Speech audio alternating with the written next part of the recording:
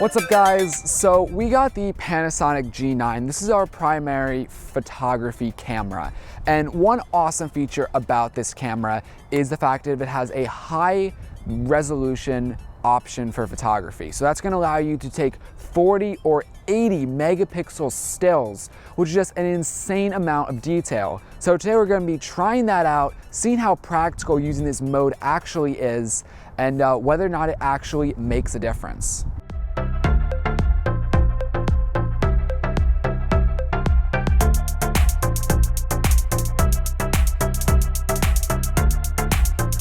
So before we even get into the high-res photo mode on the Panasonic G9, I want to explain exactly what it does. So essentially, the Panasonic G9 has an in-body stabilization. That means the sensor is kind of wiggling around. So what Panasonic has been able to do is they can shift the sensor ever so slightly and take multiple photos at one time, stitch them together, and create this high resolution image. Now, because the sensor has to move around, it's not instantaneous, which means you're gonna need a tripod while shooting these videos, and you also want to eliminate a lot of movement in your shots. So with that said, let's actually dive into setting this up. So to enable the high resolution photo mode on the Panasonic G9, we're gonna switch it to manual movie mode. We're gonna go into our settings, and then there's a mode called high resolution mode. You click that, and you can adjust some parameters. So I can set this to just standard quality, or I can do RAW if I want. You have the picture size, which that's gonna allow you to pick between 80 megapixel or 40 megapixel images. And once you are ready, once you have your settings dialed in, then you just click start. And now when you click the shutter button on the Panasonic G9, it will take the high resolution photo. So for our first shot, we're obviously at the playground, and I'm just gonna take one shot. It's just gonna be a standard JPEG, no high res photo mode. And now with that photo taken, we are going to switch over and we're going to take a photo at 40 megapixels. So upon taking that 40 megapixel still, you click the button, there's a 2-second delay, and then it fires a burst of images, and then it'll automatically stitch it together. And let's also now go back. We're gonna switch it to the 80 megapixel mode, which should be even higher quality. And again, it took about 2 seconds, and then it took a plethora of photos. But let's change our location now.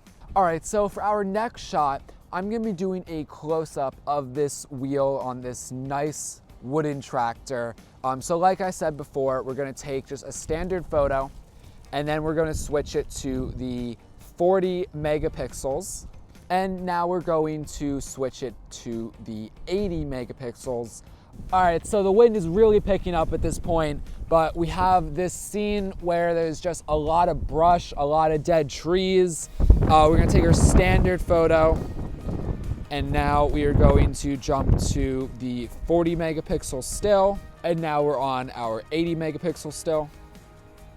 Same ordeal, we're taking our photo, and now we're gonna switch to the high res photo mode, 40 megapixels, and now to 80. I will say that when shooting 80 megapixels, it does take probably half a second to a full second longer to process everything within the camera. I don't think it's that big of a deal, but you might just want to keep that in mind. So for all those tests that we just did, we were obviously using a tripod, like I said you should do. But what if you actually just try to handheld this? Well, I'm at the 80 megapixel stills mode right now, and let's try to take a picture of Zach. All right, it's processing the image right now. I highly doubt, though, it's going to be usable at all. Also, you might realize that we're taking all these photos outside. It's a somewhat decent day despite the wind, but it's very bright out, so we are getting very good images with a very low ISO. But how does this perform in low light? Well, Zach and I are gonna take some photos later when it gets dark out, and then we're gonna go back to the studio and start comparing everything. Alright guys, Zach here, and we're back in the studio, and we're going to start comparing these pictures in JPEG 40 megapixels and 80 megapixel mode. The left side here, we have our JPEG picture, and on the right side, we have our 80 megapixel picture. So at first, it's kind of hard to tell, in all honesty, how everything looks. But if we zoom in, the 80 megapixel definitely does look sharper overall, but it's hard when you zoom in to really tell what the difference is. So we're on to the next image, which is the picture that we took, kind of more close-up detail shot of this wheel. So we're going to zoom in. On the left again, we have our regular standard picture, and then on the right side we have our 80 megapixel shot. So let's zoom in. Right, so now we have the inside of one of the spokes on the wheel. You can see on the left side we have a regular picture, and it's pretty sharp, but we look on the right side with the 80 megapixel shot, and there definitely is a lot more detail. Alright guys, so now we zoomed in a lot onto the bolt on one of the spokes on the wheel that we took the picture of in the park. And on our regular picture, there's really not much detail, and it's pretty grainy. You can kind of see how much we zoomed in up here on the navigator in Lightroom. So on our 80 megapixel shot, there's a lot more detail, and me and Eric were zooming in on this tree over here in the right side of the frame.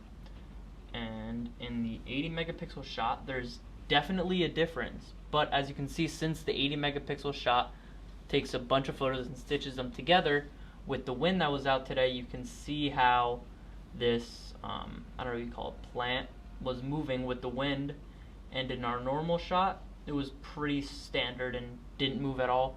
So here you go again with the 80 megapixel shot, that the tree was moving with the wind, so it looks blurry even though it was in focus. So we're back here at almost the last shot that we took of this turf soccer field, and as you can tell, looks pretty normal compared to the regular. And at this time we're going to compare the 40 megapixel picture because we did find something very interesting. So zoom in a little bit, and we can see that, look at that truck passing by. You can tell that we took, in the 40 megapixel stitch that I took, it did 1, 2, 3, 4, 5, 6, 7, 8 or 9 pictures. So like we were saying before, with the last picture, that it was windy, a lot of stuff was moving around, so it almost gives you the effect that you have a really low shutter speed and something's blurry, but in fact it's just taking a lot of pictures and stitching them together, which is why this now looks, instead of a pickup, looks like a pickup limo. Alright guys, that is the Panasonic G9's high resolution photo mode, a very awesome feature in the camera, but with its own problems. You want to make sure that A, you have a tripod, no handheld work. Also, you want to make sure that you have no moving subjects. And you might wonder why you even want to use this mode. Well, I guess you want to use it if you're a landscape photographer, possibly, for more detailed images, especially if you're going to be printing the images out. Also, if you want to do some more work in the post-production phase, having more resolution could be beneficial. In terms of low light, it doesn't seem that this resolution mode actually helps your low light images. You're still at, kind of poor low light capabilities on Micro Four Thirds cameras. Yes, low light is, I guess, a tad bit sharper, just like all the images were, but it still can be grainy if you are at a high ISO. So guys, if you have any questions, comments, concerns about the Panasonic G9, the high resolution photo mode, or anything else you want to see, let me know in the comment section below. Alright guys, I'll catch you in the next video.